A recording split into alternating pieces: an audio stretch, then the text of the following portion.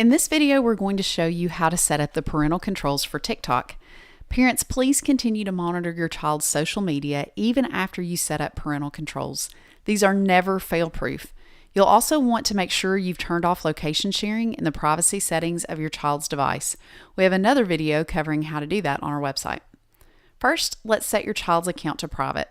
This will help cut down on a lot of the interactions strangers could have with the content your child shares on TikTok. We always recommend private social media accounts. When you open your child's TikTok, you'll see a profile button on the bottom bar. Click that button.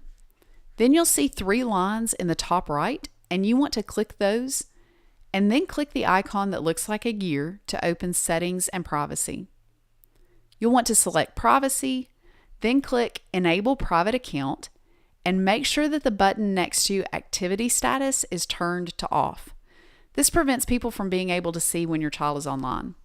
To go another step further, you can open Suggest Your Account to Others, and you'll see 4 options there. The options here are for people who are in your child's contacts list in their phone, because TikTok has access to all of their contacts, parents. Then there are people who have your child's phone number or email, people your child is friends with on another social media app, and people with mutual friends to your child. Turning all of these options to off, so when the button is gray, it's off, blue is on. You want it on gray. It will be the safest option to prevent people that don't actually know your child from connecting with them on TikTok. Then you can click the back button and open Sync Contacts and Facebook Friends and turn both of these off as well. And you can also turn off Remove Previously Synced Contacts for each of these options. Okay, now let's turn off comments on your child's videos. Parents, your kids probably won't love this, but when they're live streaming on TikTok, once the live stream ends, you lose access to any comments that were posted on that stream. People can make all kinds of inappropriate comments to your kids in a live stream, and if you're not right there with them, you don't know it's happening. So click the back button, select Comments, and then Comments again. The safest option here is to choose No One, but you can also select followers that you follow back if you have older kids and you feel like you have a good handle on who their followers are. Think about things though like kids losing their phones and anybody having access to their TikTok account. Okay, then on this same screen, we want to enable filter keywords. Parents, you can enter in any words that you want TikTok to omit from being included in a comment on your child's account. Next, let's turn off the options for users to mention your child or tag them in other places on TikTok. There are other ways your kids' friends can share TikTok videos with them, but tagging or mentioning them just opens them up to predators sending them follower requests and trying to get into their accounts. So click the back button again, choose Mentions, and then choose No One. For direct messages, in theory, TikTok will not allow your child to receive direct messages if they're under 18 years old. This is based off the birthday they enter when they created the account. They can change their birthday, but TikTok says that they limit that to like 6 or 7 times. So if you have a child under 16, set an alarm on your phone to check their birthday once a quarter or so.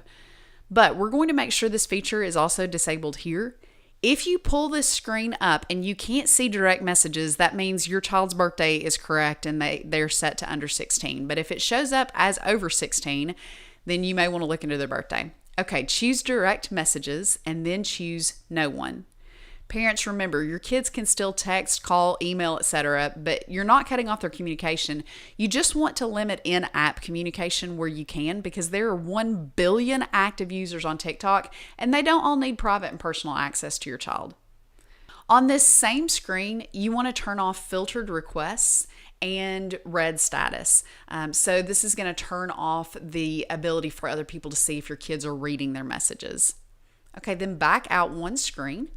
And you're going to click Duet and Stitch. If these features are turned on, other users can create a mashup with your child's video, which can lead to a lot of bullying. So for both of these options, Duet and Stitch, you want to turn them to Only Me. Okay, Stickers allows other users to make your child's video into a sticker and upload it to the sticker store so anyone can see it. You'll want to turn that to Only Me for the same reasons. Okay, you'll also see downloads.